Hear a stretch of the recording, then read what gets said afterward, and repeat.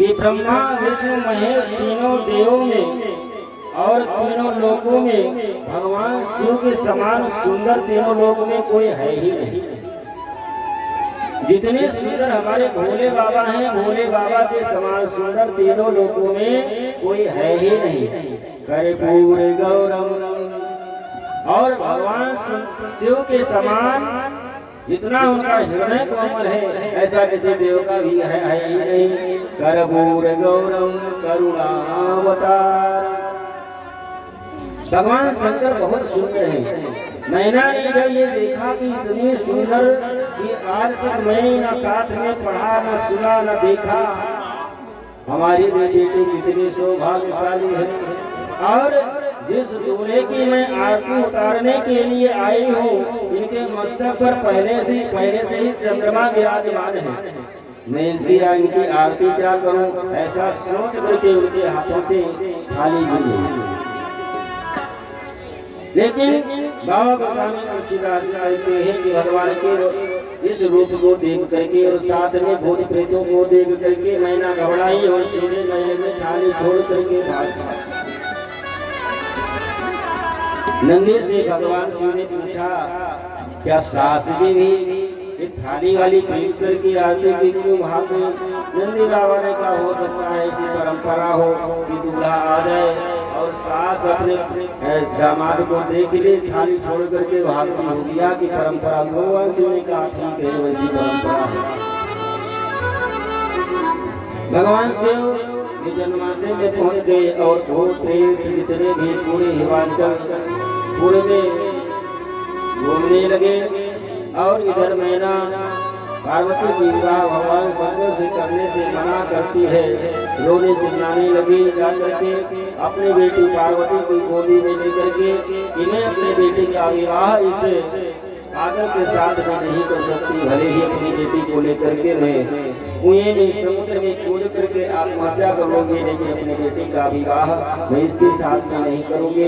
नारद जी आकर के समझाते हैं कि ये आपकी बेटी जो बन करके आई है कोई साधारण बेटी ये नहीं है, ये जगत जननी जगदम्बा परा अम्बा, ये भगवान शिव की नित्य अर्धांगिनी और नित्य भगवान शिव की सेवा करने वाली भगवान शिव की शक्ति है। और ये पूर्व जन्म में सती के रूप में थी, लेकिन आपके ऊपर कृपा करने के लिए महाशक्ति आपके यहाँ बेटी बनकर के आई है। आपका वहाँ सौभाग्य है। नारद जी जब इस प्रकार से मैना को समझाए, मैना के भी समझ में आ गया। और भगवान शिव के विवाह के पूर्व सबसे पहले बारातियों को भोजन करा दिया गया, क्योंकि सब भूत प्रेत हैं भैया। यदि भूख लगी तो सीताराम करना प्रारंभ करते नगर वासियों को। विवाह बाद में हुआ, सबसे पहले बारातियों को हर प्रकार से भोजन पानी करा करके संतुष्ट किया गया। और भगवान शिव विवाह मंडप में पहुंच गए और सखियों के साथ में जगत जननी परा अम्बा जगदम्बा मंगल गीत गाते हुए सखियां अब पार्वती जी को मंडप में ला रही हैं। मैना और महाराज हिमाचल मंडप में कन्यादान करने के लिए उपस्थित हैं और सखियां बड़े सुंदर मंगल गीत गाते हुए पार्वती जी को विवाह मंडप में ला रही हैं। जस विवाह के विधि श्रुति गाई, जस विवाह के विधि श्रुति गाई, महामुनि करवाई। जस विवाह के विधि श्रुति गाई, महामुनि करवाई। कही गिरीश कन्या पाई, कही गिरीश कन्या पाई, अवधि समेत जाई बखानी, अवधि समेत जाई बखानी। पानी ग्रहण जब कीन महेशा, पानी ग्रहण जब कीन महेशा,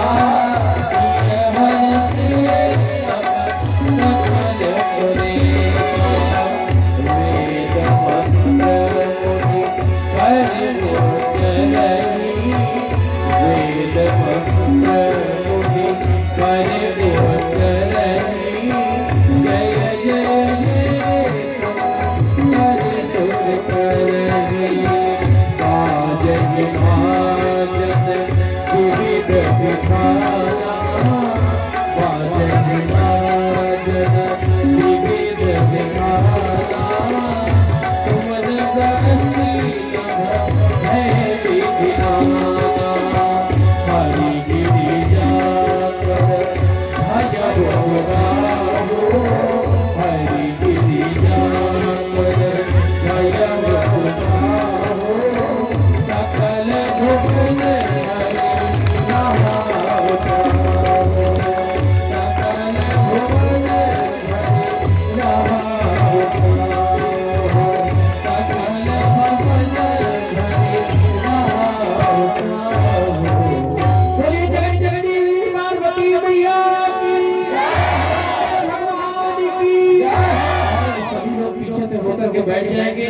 और कल बताया गया था कि माता जी का कन्यादान होगा, तो आप लोग 2 मिनट का अवसर है। जिन्हें भी जगत जननी पारंपा भगवती का कन्यादान करना है, मानिए तो देव नहीं तो पत्थर। अगर हमारे अंदर भाव है तो साक्षात देवी देवता हमारे कण में विराजमान है। तो कन्यादान के निमित्त जो लोग भी आना चाहे 2 मिनट के अंतर्गत हम लोग एक भजन गा रहे हैं और हमको भी आना है, आ सकते हैं। मुनि अनुशासन गणपति पूजौ शंभु भवान कौसुर संशय करय जनि सूर्यनाद दिय जान। भगवान शिव और पार्वती के विवाह में सबसे पहले गणेश जी की पूजा हुई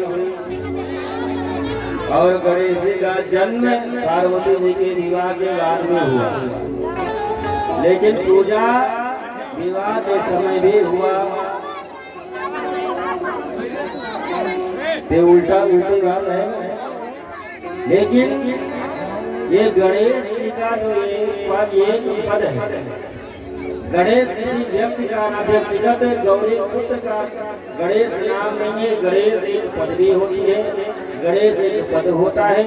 भगवान शिव पार्वती के विवाह के समय जो गणेश की पूजा हुई थी वो 11वें गणेश थे। और वर्तमान में जिस गणेश की गौरी पुत्र गणेश से जिसकी हम लोग पूजा करते हैं ये 12वें गणेश है।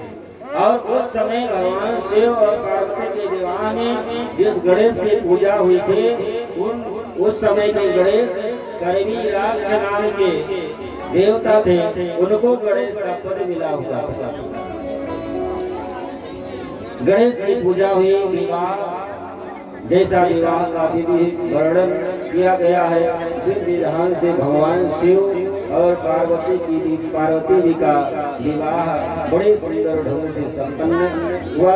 बाबा गोसावी तुलसीदास जी महाराज भगवान शिव पार्वती के विवाह का वर्णन बड़े सुंदर ढंग से किया। बोलो शंकर भगवान की, बोलो दुल्हा सरकार की, बोलो पार्वती मैया की, बोलो दुल्हन मैया की। और आइए हम लोग सुंदर कन्यादान की ओर चलेंगे।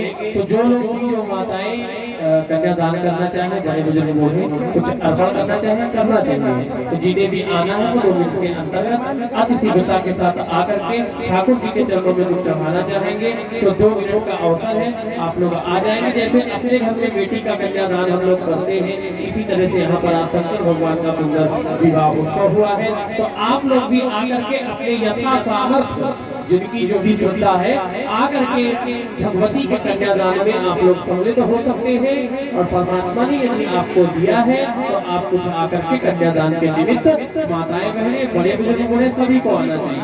आप लोग आकर के अर्पण कर सकते हैं। जय श्री राम। और बाकी लोग बैठ जाएं क्योंकि साउंड की आवाज नहीं मिल पा रही है। बाकी लोग बैठ जाएं क्योंकि साउंड आप लोग घेरे हुए हैं तो साउंड की आवाज नहीं मिल रही है। तो आप लोग बैठ जाएंगे। बाकी लोग वही लोग यहाँ पर आए जिनको कन्यादान में कुछ अर्पण करना है, बाकी लोग बैठ जाएंगे। सहनाइयों की सदा कह रही है, सजी सुल्फजों में मुबारक घड़िया गई है, सजी सुल्फजों